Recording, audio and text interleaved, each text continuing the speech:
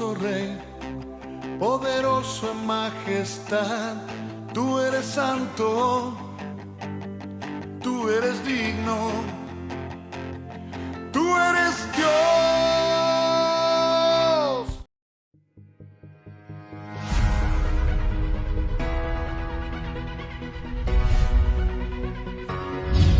Venga tu reino, que sea lo que vos decís lo que ocurra sobre mí.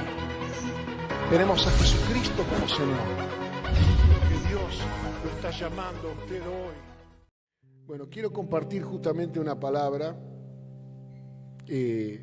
algo que el Señor me dio esta semana para ministrar. Estuve el día viernes en la iglesia Cielos Abiertos del pastor Miguel Asade. Estuve ministrando allá. Una hermosa congregación que recién arranca, que están con todo, digamos, las necesidades básicas de una iglesia que recién comienza. Me hizo acordar mucho muchas circunstancias de las cuales yo tuve que arrancar de cero, y lo más importante, o el recurso más importante que tenemos, es el Espíritu de Dios. O sea, puede faltar cualquier cosa, puede no tener micrófono, puede no tener nada. En este caso ellos no tenían, ni había necesidad tampoco, como tampoco tal vez habría aquí, ¿no? Yo de repente puedo hablar así, usted me escucha. Pero bueno, usamos esto por comodidad para no esforzarnos. Y estaba un teclado, una guitarra, un conjunto de hermanas tocando con él, la mamá, su esposa, su bebé, ¿no? Me hizo recordar tantas cosas cuando comenzamos con Marga. Nosotros salimos aproximadamente en el mes de octubre del 2004, cuando el pastor Freyson nos envió, tuvimos la bendición de salir. Y claro, acostumbrado durante esos años a ministrar muchísima gente, ¿no? Cualquier cosa que hacíamos, o sea, en cualquier lugar que había cualquier actividad, había 150, 200, 300, 500, 600 personas, la que usted quisiera. La que usted quisiera.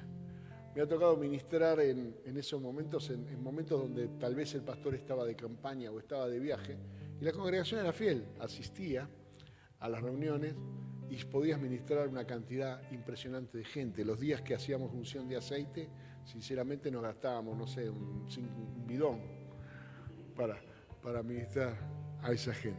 Y de repente me tocaba algunos domingos, cuando comenzamos ahí en Helguera y Nogoyá, y mi público eran mi esposa y mis hijas. Llegar, acomodar las cosas. Ya lo había hecho antes en otras congregaciones que nosotros comenzamos de cero. Una recuerdo en Villa Insuperable, ahí en la calle Crovara. Yo llegaba de trabajaba con Gerardo en esa época en Kenia. Llegaba de mi trabajo, me sacaba la corbata, el saco, acomodaba, barría, ponía las sillas en orden, prendía un amplificadorcito que tenía en ese momento, salía a la vereda, repartía tratados a los vecinos del barrio, entraba, cantaba, predicaba, levantaba la ofrenda, oraba por la gente, la tenía del otro lado, hacía todo. Y en ese lugar teníamos, nunca me voy a olvidar, 31 sillas. Así que el día que estaba lleno yo decía, hoy hay 31. Sabía exactamente cuántas personas había. Y comenzar de nuevo es un reto para todos. Una de las cosas que uno pierde con los años, cuando se va haciendo más grande, es el deseo de comenzar de nuevo. Uno quiere hacer el asado sobre las brasas del asado anterior. O sea, quiere hacer las cosas tratando de economizar su tiempo, de decidir. Hay hermanos que en esta mañana decidieron no estar aquí y otros que decidieron estar aquí. Son dos decisiones, ¿no es cierto? Algunos que están en su casa dicen, no, lo voy a seguir por internet. Algunos dicen, no, ni siquiera por internet, lo voy a escuchar en algún otro momento porque queda grabado. Todas decisiones de carácter administrativo son esas. Administramos nuestro tiempo, administramos nuestra vida. Y la administración en la vida de un creyente no es una cuestión accesoria. Ojalá me hubieran enseñado esto al principio, inmediatamente después de mi conversión, y haber sabido que todo el resto de mi vida espiritual, de mi crecimiento, de mis logros, de lo que yo podía avanzar, de mi progreso en el camino del Señor, dependía de mi capacidad de administrar lo que había recibido de parte de Dios. Dice en 1 de Pedro, capítulo 4, verso 10.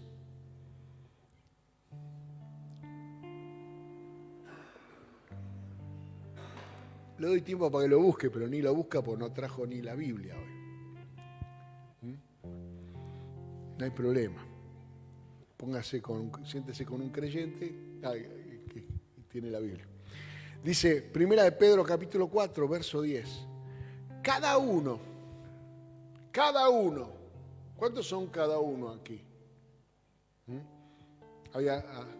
Porque hay cosas que a veces en la palabra de Dios no está explícito y creemos que al ser colectivas hay cosas que son para mí y otras son para la iglesia. La iglesia debe predicar el evangelio. La iglesia debe discipular a los convertidos. La iglesia debe disponer de un lugar para poder convocar a los santos. La iglesia debe tener activo un ministerio de alabanza y de adoración. La iglesia debe saber qué hacer con los niños cuando vienen niños. La iglesia. Y la vemos como una entidad completamente etérea, sin ninguna personalidad. Pero cuando en la palabra de Dios dice cada uno, ahí entonces ya no puedo yo esquivar el bulto. Porque está hablando de usted y está hablando de mí. Y entonces aquí dice cada uno, y usted diga, esto debe ser para mí también. Cada uno, según el don que ha recibido, ministrelo a los otros como buenos administradores de la multiforme gracia de Dios. Cada uno.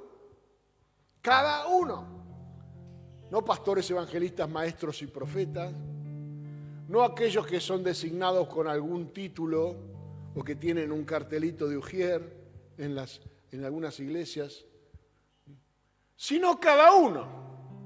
Por lo tanto, en ese cada uno, que aquí el Espíritu de Dios nos demuestra a través de Pedro, es que nosotros tenemos que prestar atención claramente en la palabra de Dios a aquellas cosas de las cuales deberemos, de alguna forma, tener que rendir cuentas.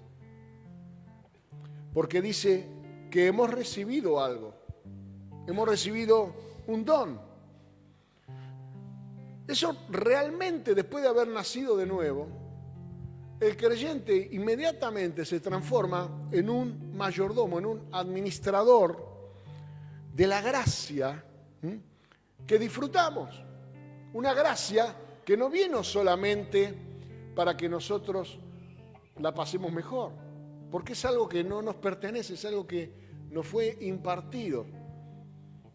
Y como todas las cosas que nos son impartidas, tienen un proceso de cuidado, de progreso, de multiplicación. Como cada una de las cosas que hemos recibido, podemos usarla para bien o podemos esconderla y malgastarla. Es decir, hemos nacido para ser ministros del Señor, hemos nacido para ministrar a otros. La palabra ministrelo a otro, una palabra que está en la Biblia muchas veces y que le han dado un sentido básicamente religioso, los ministros del Señor. Es la palabra diaconía, es una palabra griega que significa servidor, servir al público y servirlo gratis, ad honorem. Los diáconos eran servidores públicos, eran personas que servían voluntariamente y gratuitamente a sus compañeros, a sus conciudadanos. Y acá utiliza el apóstol Pablo muchas veces esa palabra. Cada vez que aparece la palabra ministerio, es la palabra diaconía. ¿Y qué es el servicio? El servicio es cualquier trabajo, es cualquier esfuerzo que yo haga en beneficio de otro. A eso se le llama servicio. O sea, necesito el prójimo para tener este desarrollo.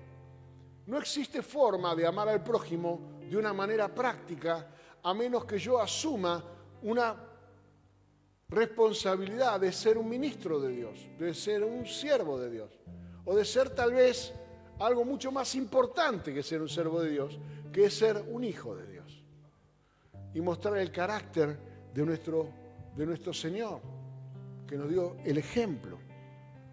Así que hemos nacido de nuevo con un propósito. Algunos dicen, ¿cuál será mi propósito en la vida?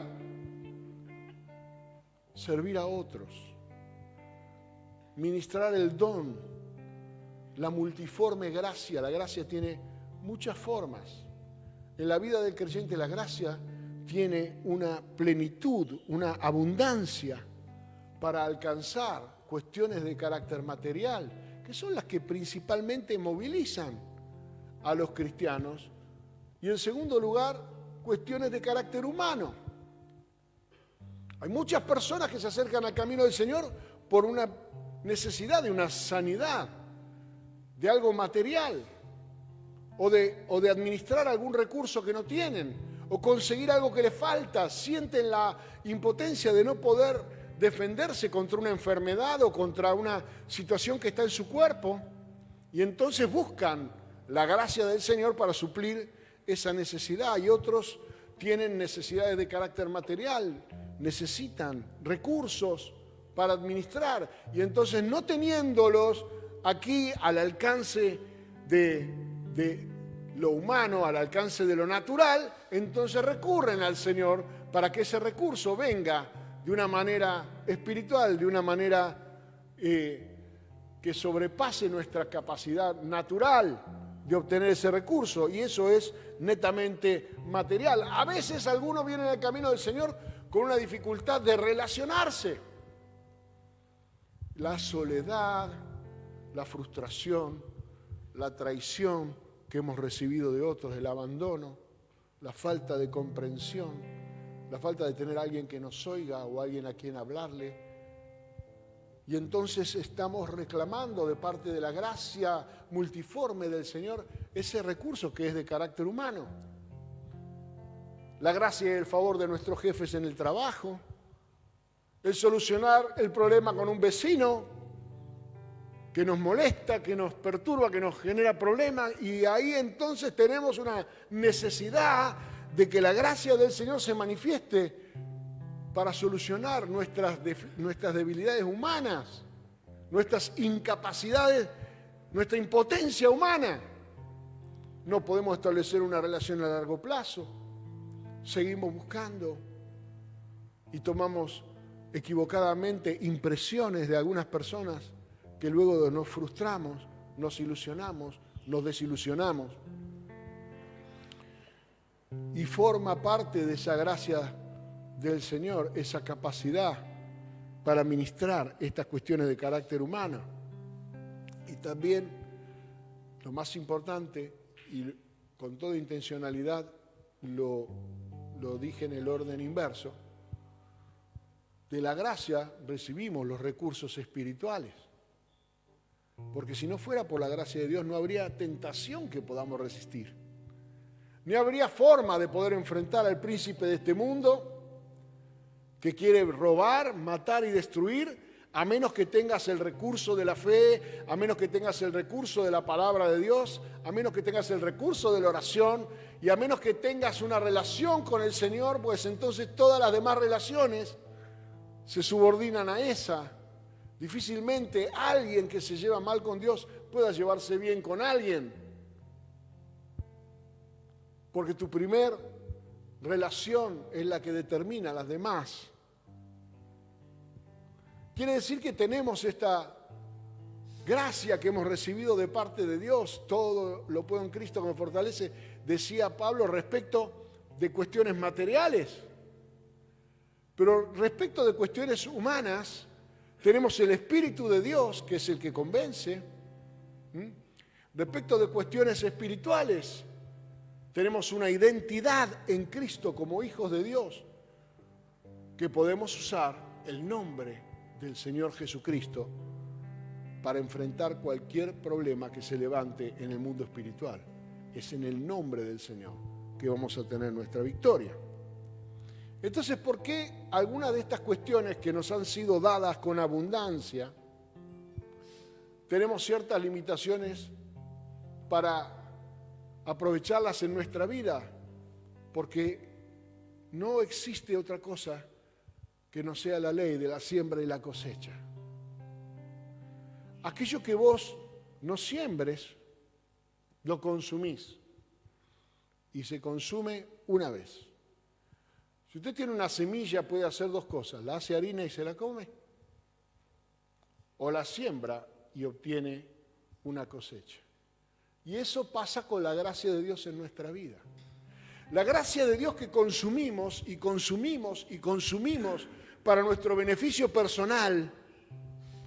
Y hoy tengo esta necesidad y mañana tengo esta otra y estoy siempre requiriendo para mí mismo, para mi consumo personal, la gracia de Dios, y no me sobra nada y no derramo nada, pues entonces lo que no siembro no lo voy a cosechar jamás,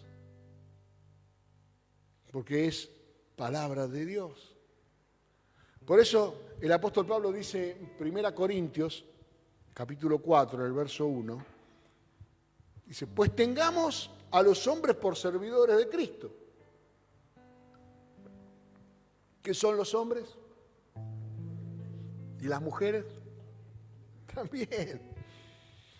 Tengámoslo por servidores de Cristo y administradores de los misterios de Dios. Eso es lo que somos, servidores de Cristo y administradores de toda la revelación, de todo lo que al mundo le es oculto, de todo lo que al mundo le es invisible, pero para nosotros es el cielo, es cotidiano. Ahora bien, dice Pablo, se requiere de los administradores que cada uno, está hablando del mismo, ¿no? O sea, está hablando del mismo personaje del que está hablando Pedro, del señor y la señora cada uno.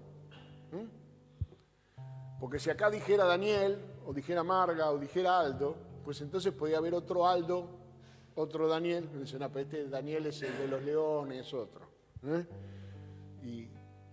Pero no, acá dice cada uno.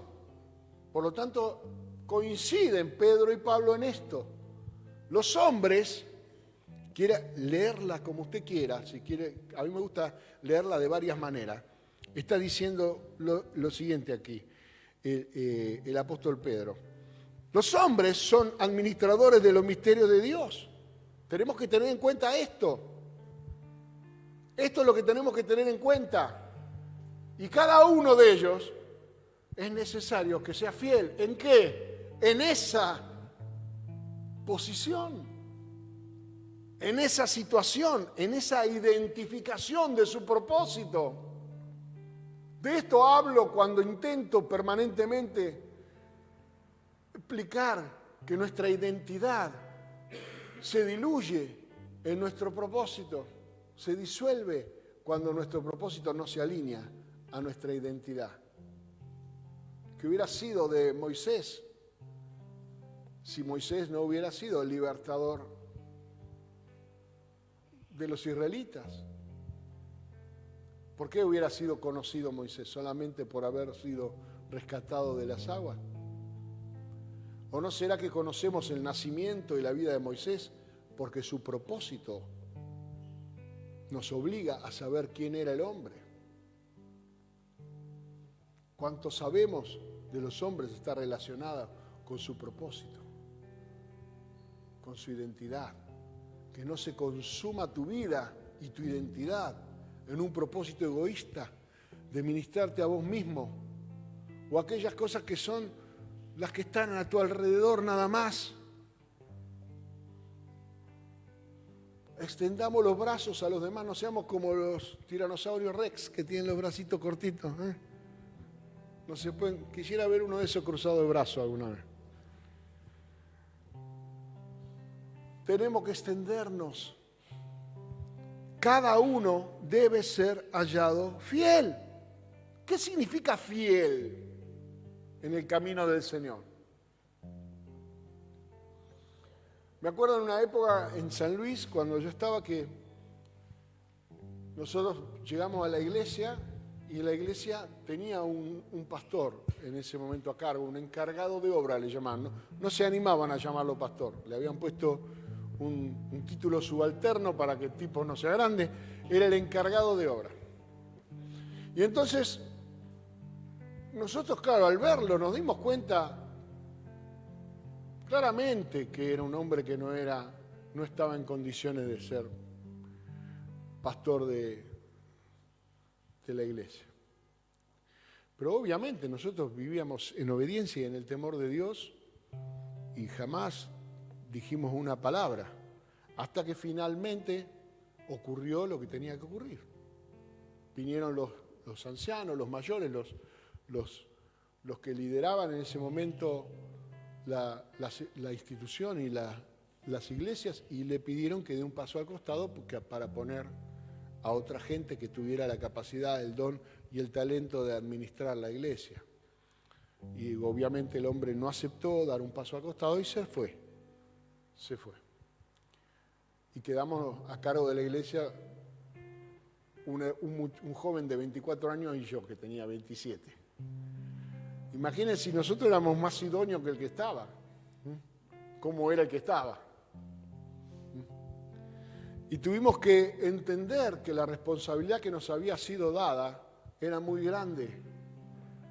Y entramos en un proceso de ayuno y de oración y de búsqueda de Dios y de lectura de la palabra y de buscar a hombres que tuvieran experiencia en el camino del Señor para que nos aconsejaran, y con humildad aceptábamos que nos corrigieran. Aún personas que tenían congregaciones mucho más pequeñas, más limitadas que la nuestra, pero que tenían la experiencia, porque nosotros queríamos no cometer errores, no porque alguien fuera o no a opinar de nosotros. Ninguno de los dos que estábamos a cargo de la obra necesitábamos vivir de eso. Trabajábamos, no teníamos problema, pero había una responsabilidad sobre esa gente. ¿Qué iba a pasar cuando un endemoniado viniera? ¿Cómo lo íbamos a devolver a su familia? ¿Libre? ¿O un enfermo o una persona con necesidad? Y entendimos ese proceso. Y la congregación respondió. Cuando la Biblia se refiere a fidelidad, utiliza el Señor la parábola de los talentos. ¿Cuántos han leído la parábola de los talentos? Un señor que repartió a uno 5 talentos. Usted dice, talento es una medida de peso. Es como decir, le dio 5 kilos. ¿De qué? No dice. Pero está hablando de una medida.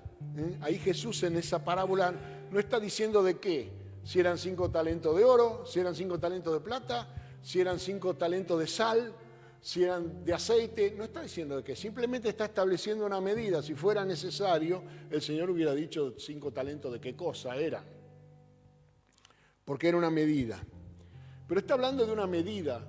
Y como acá estamos hablando de la multiforme gracia de Dios, aquí también nosotros podemos decir que Jesús está hablando de una medida de gracia. Que a uno le ha dado mayor gracia que a otros, mayores capacidades, habilidades, tal vez en inteligencia, en conocimiento, en educación, en salud. Tal vez hay alguien aquí que puede correr 1 kilómetro sin cansarse y otro no puede bajar la escalera sin cansarse. Tiene otra capacidad, otro talento. Tal vez hay alguien aquí que llega a su casa y mira las cuentas cuando vienen y dicen, bueno, toma, paga esto, paga el otro, no tiene ningún problema. Y otro que está, cuando el cartero le tira una carta por abajo de la puerta, cae de rodillas rendido ante Aisa, ¿me entiende? Porque son diferentes gracias, talentos distintos que nos dio el Señor. Pero cada uno tiene que ser hallado fiel. Y en esta parábola de los talentos, en la que está en Mateo, el Señor habla de recursos de carácter material. Y hay dos resultados posibles. Ven, buen siervo fiel, entra en el descanso de tu Señor. Es decir, ya no luches más con este problema. Este problema que te agobiaba, que si era un problema de salud, entra en el descansa de eso. Si era un problema material, descansa de ese problema. Entra en el reposo de tu Señor. Si era una limitación de carácter material, ahí está hablando claramente de salir de la situación de angustia, de salir de la situación de preocupación y entrar en un nuevo estado de reposo. Pero en Lucas, en el capítulo 19 de Lucas, hay una parábola equivalente, pero ojo que en la Biblia cuando hay más de una parábola explicando y pareciera explicando el mismo tema, no es necesariamente el mismo tema. Porque por alguna razón el Espíritu de Dios decidió que haya dos parábolas para hablar de lo mismo. No es lo mismo la moneda perdida que la oveja perdida que el hijo pródigo. Alguna vez lo he enseñado aquí. Está hablando de cosas diferentes. Está hablando de la gracia de recuperar lo perdido, pero el comportamiento de una moneda, de una oveja y de un hijo son completamente distintos en cuanto a sus circunstancias. Y acá está hablando de un rey que dio una persona que fue a recibir un reino y que repartió minas. La mina también, ahí la mina claramente sí era una medida de pago, era un signo monetario, por llamarlo de alguna manera. Era dinero, claramente. Pero la recompensa, en el capítulo 19 del Evangelio de Lucas, no es una recompensa de carácter material, porque el premio al siervo fiel fueron ciudades para administrar. Ciudades, no recursos, sino personas. ¿Qué hay en una ciudad? Familias. ¿Qué hay lo más importante de una ciudad es la gente. Si no, no sería una ciudad, sería un monumento, un museo, una ciudad fantasma. Por lo tanto, en esta gracia de fidelidad está previsto de parte del Señor no darte una capacidad exclusivamente para solucionar cuestiones materiales tuyas y de otros,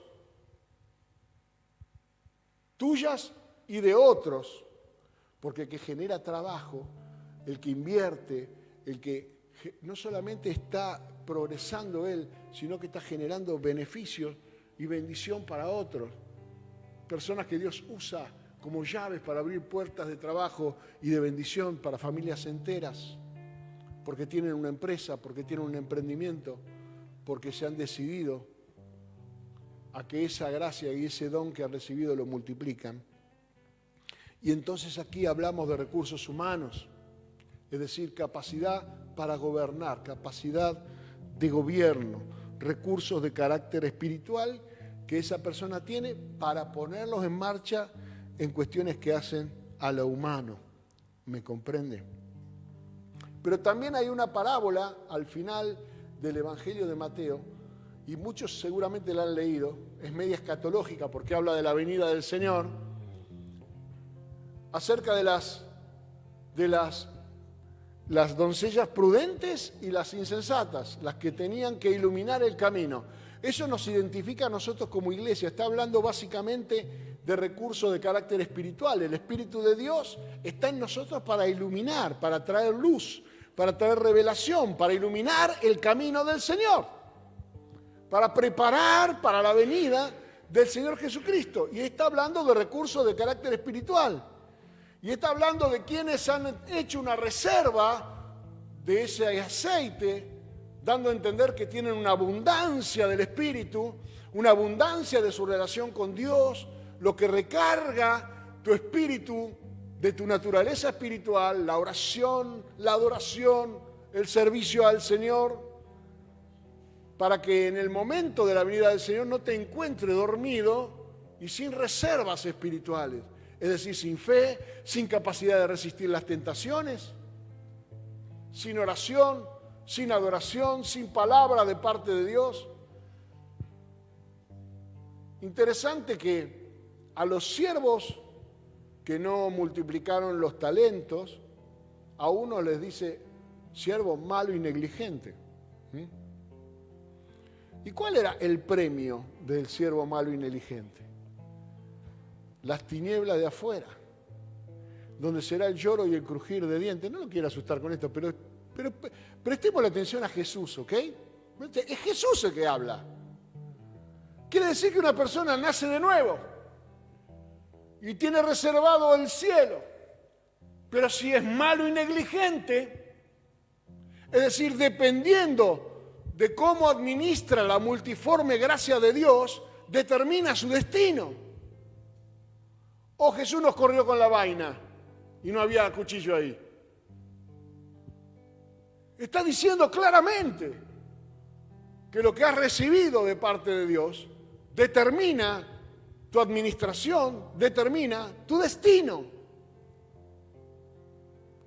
Porque el destino del creyente no es el lloro y el crujir de dientes, a menos que sea un siervo malo y negligente. Quiere decir que hay una posición que tomar. Y a las que no hicieron su reserva de aceite, ¿entraron a la fiesta? No entraron a la fiesta, no las conozco, dijo el esposo. No hicieron su reserva espiritual, dejaron de iluminar el camino del Señor. Y cuando el esposo vino, entraron las prudentes y las insensatas. Se quedaron afuera. ¿Ok? ¿Es o no dice eso la palabra de Dios? ¿Dice eso o no dice eso? Entonces nosotros tenemos que entender claramente el proceso de la fidelidad para que nosotros tengamos claro esto. La Biblia, toda la Biblia habla de esta fidelidad. Tenemos, por ejemplo, a José. ¿Oyeron hablar de José? El soñador. Todo lo que José administraba prosperaba, progresaba, porque el Señor estaba con él. Pero él era un administrador fiel. ¿Cuándo fue puesto a prueba José? Administrando los bienes de Potifar. Cuando la esposa de Potifar quiso que José rompiera un límite. Y él sabía cuál era su límite. Él estaba para administrar materialmente la hacienda de Potifar, pero la mujer era de Potifar. Y aunque la señora tenía malas intenciones, él prefirió perder su dignidad, su posición, porque la Biblia dice que huyendo hasta su ropa quedó ahí, porque la mujer lo tomó de la ropa y el tipo salió corriendo para no caer en esa tentación y huyó desnudo. Porque siempre es preferible perder algo para mantener la fidelidad. No sé, ni tu posición, ni tu ropa, ni nada vale lo que vale tu relación con el Señor. Sé fiel, dijo, ¿cómo yo haría este pecado tan grande? Nos encontramos con Salomón, el rey más sabio que existió sobre la tierra. Un hombre que un día se le aparece el Señor a la noche y le pregunta, ¿qué es lo que querés? ¿Está usted preparado para que el Señor se le aparezca? Usted y yo todos somos personas de oración, ¿sí? Y usted viene con su receta y ora, tratando de convencer al Señor que le dé algo o que el Señor se entere de algún problema que usted tiene como si el Señor no lo supiera. La oración no se trata de eso. No hay nada que vos le cuentes a Dios que Dios no lo sepa antes. La oración se trata de la búsqueda de una respuesta. Nosotros nos presentamos en la presencia del Señor para recibir instrucciones de Dios, para ser luego fiel en eso. Aunque Dios diga que no, no es una respuesta. Pero es necesario que nos presentemos delante de Dios para recibir revelación, instrucciones de parte de Dios. Dios habla de muchas maneras. Yo no sé cuántos de ustedes oraron para que Dios le hable hoy. Pero si alguno oró para que Dios le hable hoy, aguántesela, esto es lo que Dios le está hablando. Amén. Ok. Y si no oró, yo sí oré. Para que Dios le hable hoy. Para que haya una palabra de parte de Dios. ¿Me entiende que nosotros no venimos a improvisar? Entonces, Salomón estaba preparado y cuando Dios se le apareció a la noche y le dijo, ¿qué quieres? Él inmediatamente se ubicó en su identidad y en su propósito. Su pedido no estuvo relacionado con el placer, con la satisfacción, sino con el propósito. Yo tengo que reinar en lugar de David mi padre y David me dejó una silla grande.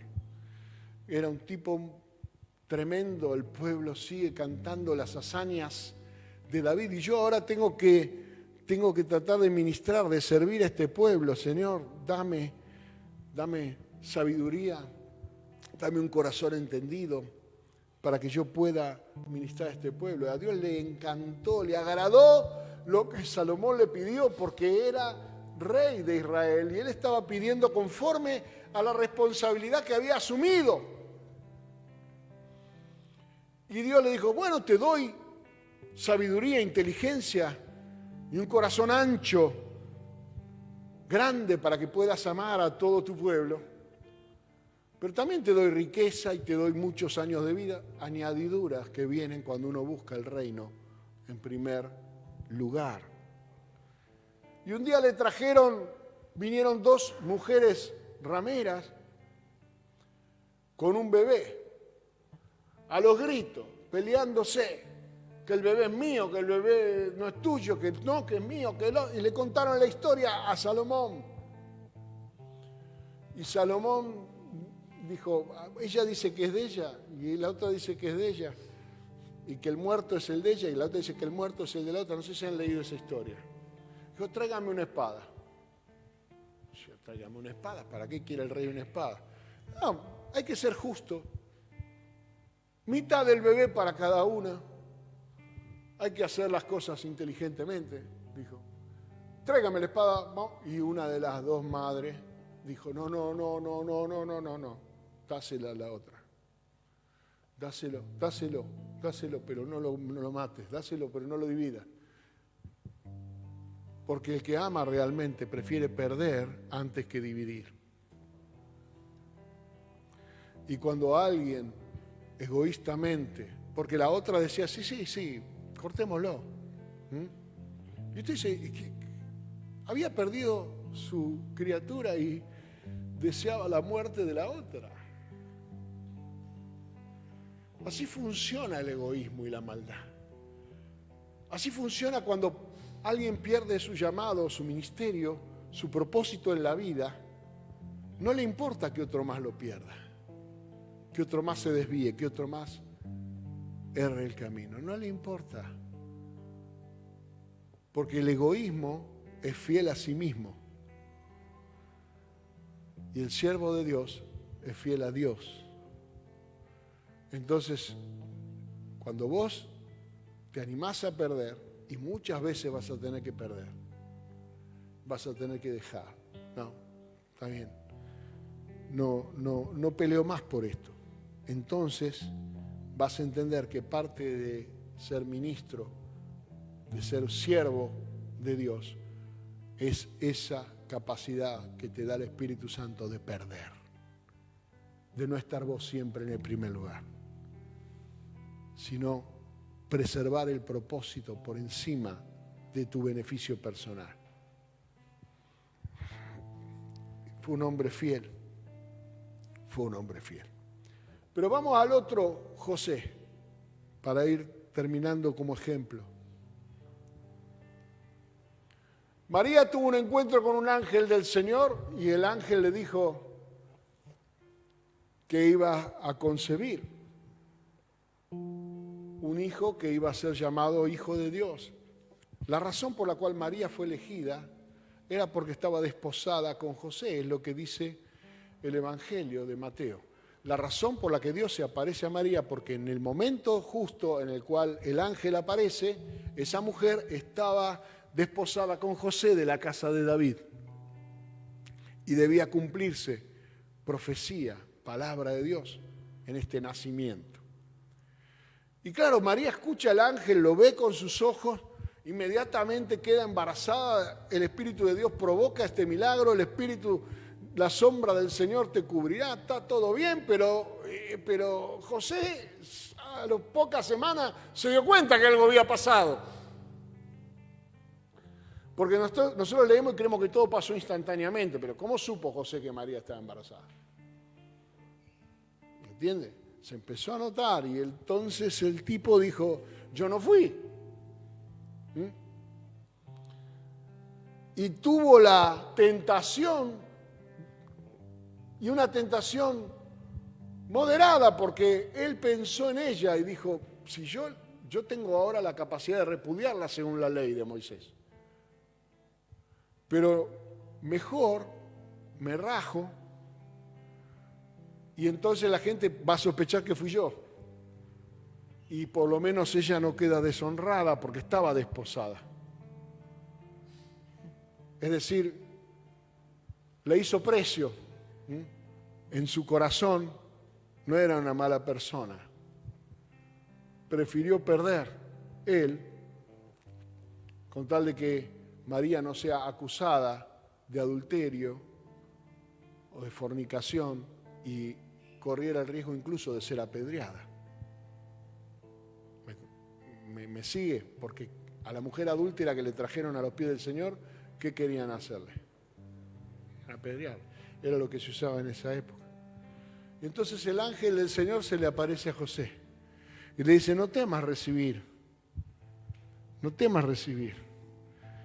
a María, porque lo que ella está concibiendo es del Espíritu de Dios. Y el tipo creyó. ¿Quién tuvo más fe? ¿María o José? ¿Y cómo me doy cuenta que José creyó? Porque el ángel del Señor ya nunca más habló con María, sino a partir de ese momento, el ángel del Señor siguió hablando siempre con José. Y le dijo, te tenés que ir a Egipto porque quieren matar al niño.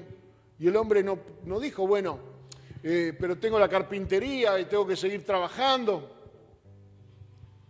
Si bien los pasajes y la estadía lo pagaron los magos de Oriente, porque vinieron con ofrendas y esas ofrendas se habrán utilizado para ese fin. Pero el hombre obedeció. Y luego cuando tal vez a los 12 años de estar en Egipto ya su negocio había prosperado, se había acomodado, ya era un ciudadano, el ángel del Señor le dice, ahora tenés que volver.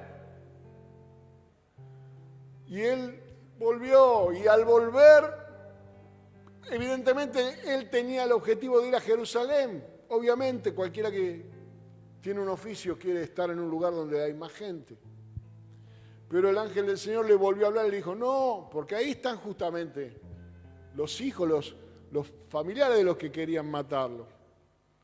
Anda a Nazaret. Y Nazaret es como si lo hubiera mandado, hermano, a San Ramón de la Nueva Orán, ¿me entiende? A un pueblo por allá, a un pueblo que a los propios israelitas le hacía decir, de Nazaret no puede salir nada como la gente. No puede haber nada bueno. Ahí lo mandó. Y José fue y llevó a Jesús y fue tutor de Jesús y mentor de Jesús. Y lo crió como si fuera suyo o tal vez mejor que si fuera suyo. Y no era suyo. es un ejemplo de lo que hacemos con el ministerio, con la multiforme gracia de Dios.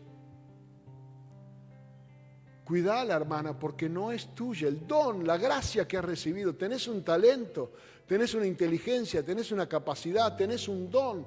Sabés hacer algo. Ojo, que no es tuyo. Y tenés que cuidarlo para el Señor.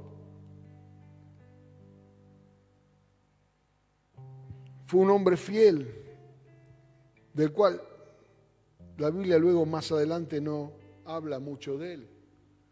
Pero lo vemos a Jesús en el templo discutiendo con los escribas y los doctores de la ley. Y sabemos que un joven judío hasta los 12 años no tiene acceso a las escrituras, porque el Bar Mitzvah es hijo de la palabra, es en el momento en que él recién tiene acceso. Quiere decir que lo que Jesús sabía de la palabra de Dios era lo que José le había enseñado, porque esa era la ley. Recitarás estas palabras por el camino y las escribirás en los postes de tu casa y en los dinteles de tu puerta. Y se hablará esta palabra cuando salgas, cuando entres. Y se ve claramente que Jesús durante sus 12 años, primeros 12 años, estuvo sumergido en ese conocimiento, en esa palabra de parte de Dios. Así que usted y yo, que somos parte de ese cada uno, tenemos que tomar una determinación. En algún momento de tu vida la tenés que tomar, antes de que sea tarde. ¿De qué vas a hacer con el propósito de Dios? Porque te aseguro que en ese cada uno estoy yo, pero también estás vos. En ese cada uno hay un error enorme en la religión de las personas que vienen a escuchar pasivamente, creyendo que hay personas, un clero, un grupo de personas especiales que tienen una responsabilidad de ser ministros de Dios, cuando hemos leído claramente que cada uno de nosotros tenemos la misma responsabilidad. Somos el cuerpo del Señor Jesucristo. La cantidad de veces que yo he escuchado personas hablar de la iglesia como algo ajeno. Sí, bueno, pero en esta iglesia hay tal cosa. Esta iglesia sos vos, papá. Sos vos, soy yo.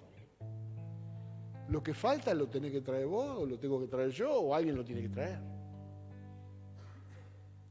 Alguien lo tiene que hacer. No somos clientes de la iglesia. No es una obra social donde vos pagás una cuota y tenés emergencia, tenés... No, nadie explicó eso. Nunca yo lo enseñé ni tampoco lo dice la Biblia. Somos el cuerpo del Señor Jesucristo. Si se desata una persecución, ¿qué va a hacer? ¿Se va a hacer musulmán? ¿Qué va a hacer? ¿O está identificado con Cristo de tal forma que si se desata una persecución, al primero que van a buscar es usted? Tu barrio, tu vecindario, tus amigos, tu familia, ¿ha visto esa identidad reflejada en el propósito? ¿O somos religiosos domingueros de, bueno, voy los domingos, purgo mi conciencia y durante la semana me olvido de quién soy y a quién sirvo? Este es el desafío que el Espíritu de Dios nos pone de aquí en más. Como siempre que es ministrada una palabra, determina nuestro destino. Recordando tantas cosas que han pasado en el pasado y la palabra que Dios nos fue dando últimamente, uno puede seguir. Hay una trazabilidad entre la palabra que fue ministrada y la conducta de las personas. claramente Dios avisa 1 año, 2 años, 3 años antes, algo que va a hacer. Y hay algo que yo quiero comunicarle a ustedes en esta mañana. Nosotros como congregación, como iglesia, estamos entrando en una situación en la cual hay mucha necesidad de que usted entienda esto. De que usted entienda que cada uno de los que venimos al camino del Señor, aunque estemos todavía resolviendo nuestras cuestiones personales, esa será la cosecha de nuestra siembra en el servicio a los demás. Esa será la añadidura que recibiremos por buscar primeramente el reino de Dios. Nadie te va a juzgar ni te va a tener, digamos, a revisar a ver qué estás haciendo. Nadie, porque no es la iglesia del Señor no es una comunidad de vigilantes, pero sí es una comunidad de ministros, de siervos. Somos esa vieja escuela de profetas, somos esa vieja iglesia donde todos repartían para las necesidades de los demás, para que ninguno se quedara sin nada.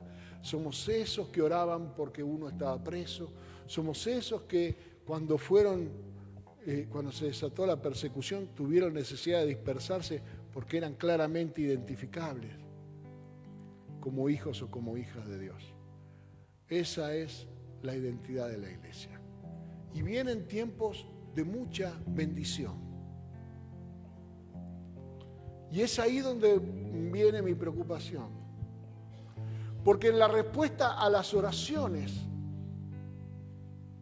porque Dios contesta y voy recibiendo los testimonios de las cosas que Dios va haciendo, aquellas personas que reciben de parte de Dios una respuesta a veces categórica, una respuesta que no pueden decir, esto fue Dios, no hay forma, fue Dios. Porque no hay forma humana de resolverlo, se aferran a la bendición, pero sueltan la mano del que bendice. Y tal vez eso es lo que hace que esta sea tu última bendición. Pero el Señor tiene mucho más. Tiene mucho más. Y es necesario que usted comprenda cuánto Dios lo ama, sin límite, sin reserva, todo lo que Él quiere darle. Cantábamos esa canción que es una adaptación, está inspirada en el Salmo 23, ¿no? Eres todo lo que necesito, pero el Señor decía, el Señor es mi pastor, nada me faltará. Nada me faltará. De repente, ¿cómo andás, hermano? No. Entonces vos el Salmo 23 no lo tenés en tu Biblia. O lo tenés. Es tiempo de empezar a vivir. Tu identidad y tu propósito tienen que ser una misma cosa. Y entonces Dios va a traer una bendición tan abundante. El que pone la visión pondrá la provisión. Necesitas salud, habrá abundancia de salud para cumplir tu propósito, porque a los que aman a Dios, todas las cosas les ayudan para bien. Esto es para los que conforme a su propósito son llamados, es decir, los que atendieron el llamado del Señor. Póngase en pie, vamos a orar.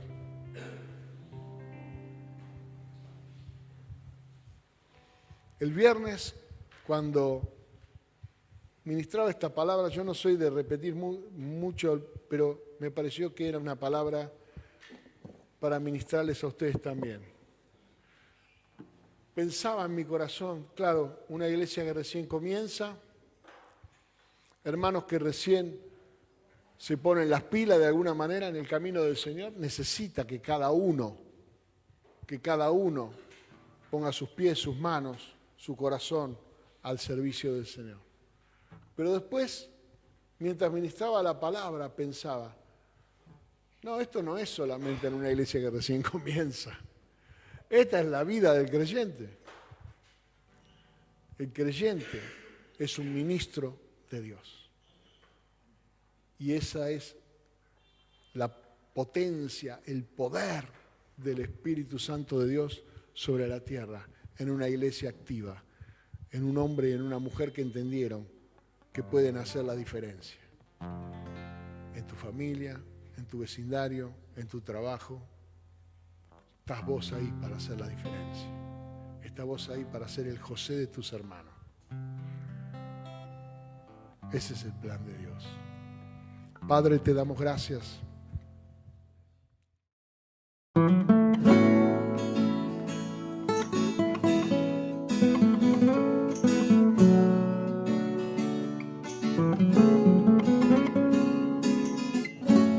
Aunque harina no haya más y si el aceite terminó, no puedo dejar de esperar un milagro. Aunque de frente tenga el mar y el enemigo venga atrás, yo seguiré pidiéndote un milagro. Aunque la tumba se cerró y el cuarto día ya llegó, no puedo dejar de esperar un milagro. Espero un milagro. Tú eres Dios de milagros. No me avergonzaré de esperar de ti un milagro. Espero un milagro. Tú eres Dios de milagros. No me avergonzaré de esperar de ti un milagro. Que gruña como un león el enemigo Satanás, en Jesucristo el vencedor voy a confiar. Espero un milagro. Tú eres Dios de milagros. No me avergonzaré de esperar de ti un milagro. Espero un milagro. Tú eres Dios de milagros. No me avergonzaré de esperar de ti un milagro.